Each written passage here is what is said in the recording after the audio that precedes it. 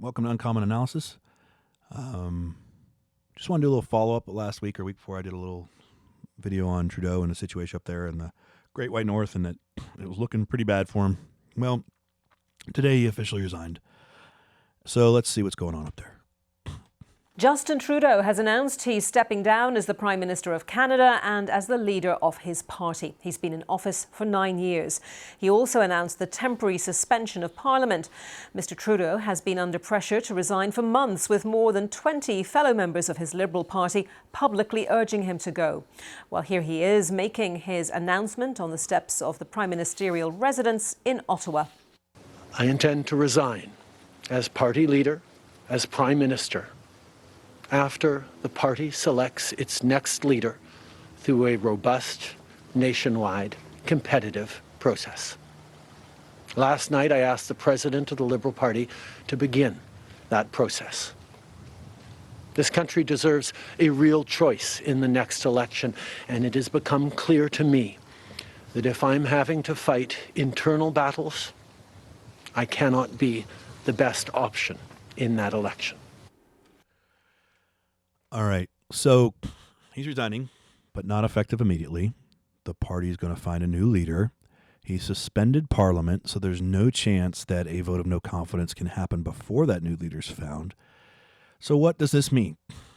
Well, Jagmeet's got to be happy, the NDP leader, because he's been holding snap elections, even though he's lambasted and said he doesn't support Trudeau and he's incapable of leadership, because he had to stay in power through February to get his pension.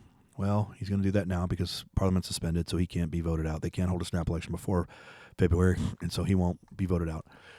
Will this mean that the Liberals and NDP will stay coalesced enough and fight a no contest vote after Trudeau's replaced, and keep the Liberals in power until later this year when the formal elections are going to happen? Because they have to have elections this year. The question is, if they had the issue is if they had a vote of no confidence, they could have a snap elections like pretty quickly.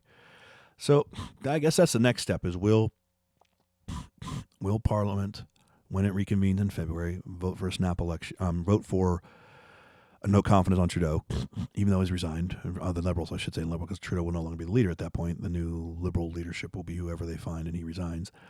So will they continue to have vote no confidence, or will the cynics cynically keep the Liberals in power? Will they keep their coalition power now that Trudeau's gone and try to rebuild to have a better chance in the election later this year? Because right now polling for the Liberals is horrific. I think the polling shows them holding 6 seats, and they currently have well over 100 seats in Parliament.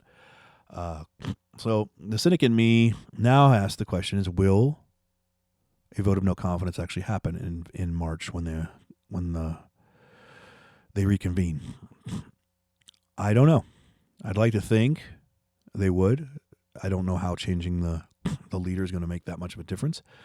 But they're doing a lot of weird stuff I wouldn't have done. But again, I'm not a politician, so that's the way it is.